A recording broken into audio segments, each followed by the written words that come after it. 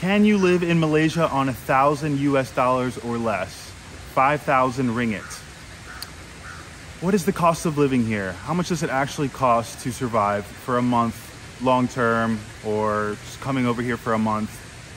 Well, for me, I spend around $1,000, maybe a little more, $1,200 at most. It varies by the month. So 5,000 to 6,000 ringgit per month. And the locals actually survive on a lot less, many of the locals. Now, I'm staying here in a very tourist fashion. I'm staying in hotels. I'm traveling around the country. So I'm booking flights. I'm spending money on hotels every single night. Weekend rates at hotels.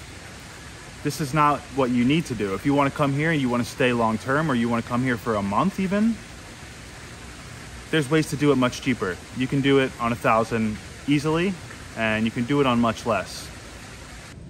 To put it into perspective, the locals typically make 2,000, 2,500 ringgit per month. So 500 US dollars or less. Now, many people make more, but we're talking the average Joe, or just the average across the board.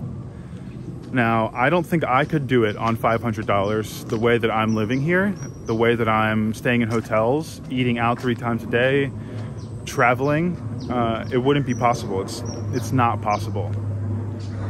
But if you actually sign a long-term apartment rental contract, you're going to pay much less for a room. You're not going to get a 1-bedroom, 2-bedroom apartment. You're going to get a studio, a room, and you're going to have to watch how you eat, but clearly it can be done. People are doing it. Now, I'm not saying it's easy.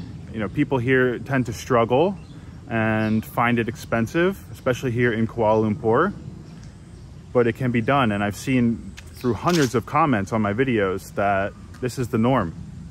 And, people saying, you make $1,000 a month, oh, you can live really well here.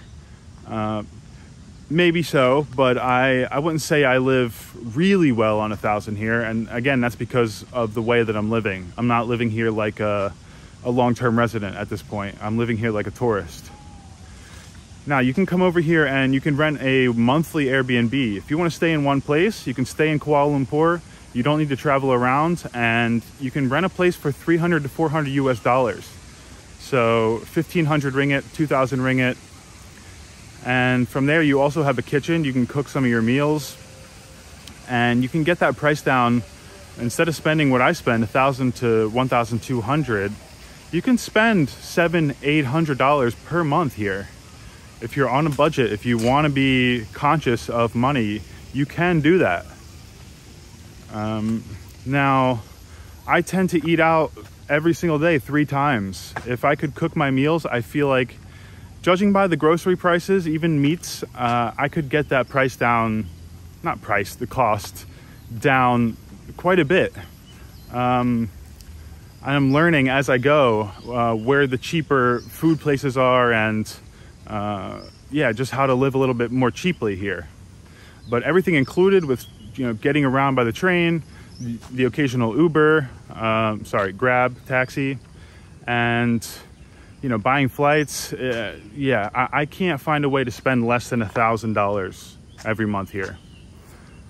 But you can live quite well. I feel like my quality of life is high here for that, and I don't really need to be living any fancier or better than I'm living here. Couldn't ask for more, to be honest.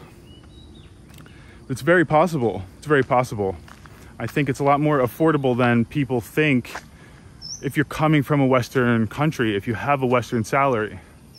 Now, I can't speak for the locals. I'm definitely not going to sit here and say like it's a cheap place to live for locals or an easy place to live for locals, because it's not, and it's not easy to make money here. That's the reality.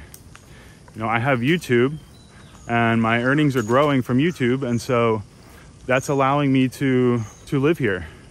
So yeah, but it can be done. 1,000 US dollars or less, 100%. I always come to this park here. It's just always so empty and quiet. I feel like I can film videos here so easily. There's never another soul here. No matter what time I come, you know, it's towards sundown now. It's getting cooler and there's just never anyone here. I don't remember the name, but I'm going to put it down in the description. Oh, wow. Check this out. Wow. A rare lizard. Monitor lizard, quite possibly. Nice. Nice. All right, back to the topic at hand here. So there are some variables, right? If you are a drinker, it's the biggest variable. If you want to go out, if you are into nightlife, then you're going to have some trouble with the budget. It's very expensive to drink here. And the only reason I can live here, even on the budget that I'm on, and the way that I'm living, is because I don't drink alcohol. And if I go out, maybe I'll go and I'll spend 30 ringgit to get into the venue or something, and that's it. You know, that's the whole cost, $6 US, and then I don't really spend much more. I'll buy 2 or 3 water bottles. But yeah, if you drink, you're gonna have to really, you know, and you're on a tight budget, you have to come over here with the idea that you're gonna really limit yourself. You might go out once a week, and you know, it can't become a very regular thing multiple times a week. That will get you. And yeah, you're gonna find it difficult. It's gonna be hard. You know, if you're expecting even prices like in the West, it can be cheaper to drink, even, and especially in places like Thailand or Philippines or other places in Southeast Asia, it's gonna be cheaper to drink. And so yeah, all the locals here, or just in general, when I am out and I talk to people, they tell me they really have to limit how much they drink because, you know, it's not that affordable to drink regularly. But outside of that, you know, I don't find that I have too many extracurricular expenses going on. So you know, if you're a shopper, you know, you're gonna have to curb your shopping, because in Kuala Lumpur, the sky's the limit. You can shop till you drop. But, you know, it's not conducive to a budget. So I'll go into a mall here and there. I'll for sure, I walk around a mall, get some AC and just kind of window shop, but I'm not buying anything. I don't know if I've bought in anything. Maybe I've bought in a few cheap budget shirts and like shorts, and that's about it since I arrived, you know, some socks. But like, other than that, I'm not shopping. But if you do have the budget, you know, if you're on a bigger budget then, and you like to shop, then you're going to find that you have a lot of options here. And it's one of the best places for shopping in general. So many malls and every which brand that you could imagine, you know. But yeah, avoid the shopping, avoid the drinking, and you can live on a good, reasonable budget here. I find that I can live on the same cost as I live in Thailand. It's pretty much the same. And so just a more matter of what fits you best. You know, if you find you really like Malaysia and you're not sure if you can do it on the budget that you have, if you make exactly $1,000 a month, you are going to be fine. You will be fine. You know, you may have to actually budget your days out, how much you can spend every day, and just make sure you don't go over that, you know. There are things like health insurance. You know, you're going to want to get some kind of travel insurance. That's an additional, you know, cost. And then you will, if you do want to stay more long-term, you will have to leave the country every 3 months and do a visa run and come back. And that can set you back anywhere from, you know, $50 to $100. So maybe 500 ringgit, I would allot toward that as well. But I'm factoring that into to what I spend. So that's why some months it gets to 1,200 for me. It just depends if I am leaving the country. Like, I took trips to Thailand. You know, I spent a little bit of time in Thailand, and I was being less frugal when I was there. I was eating more food. And so that is even factored into my budget, is like traveling. But if you don't want to travel, then yeah, it's gonna be really easy for you. It's gonna be really easy. Traveling though here is also pretty easy and affordable. if you go to somewhere like Cambodia, Thailand, you go to Vietnam, you know, take a trip to Singapore, even sometimes maybe Indonesia, you can get a reasonable flight. You just have to really check the prices and book when the flights are down. So yeah, traveling is possible on a budget here, especially if you don't mind staying in a hostel. I don't like staying in hostels, but you know, if you don't mind that, then you can even save way more money. You can really spend little money. If you don't mind living in a hostel here, you know, you can spend $10 a night and you can live the traveling around life on even less money than I spend. But what I recommend, if you are coming and you want to plant yourself for a month, go Airbnb. You know, it's going to be much cheaper. You can find Airbnbs for even $300 US. That comes out to $10 a night, and you're just not getting hotels for that price. You know, you're looking at $20 a night for hotels, and on the weekends sometimes you're going to spend a little bit more depending.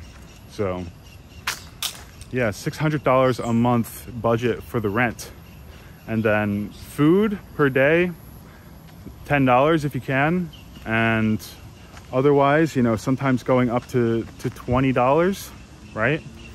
If it's $20 a day on food, that's another $600.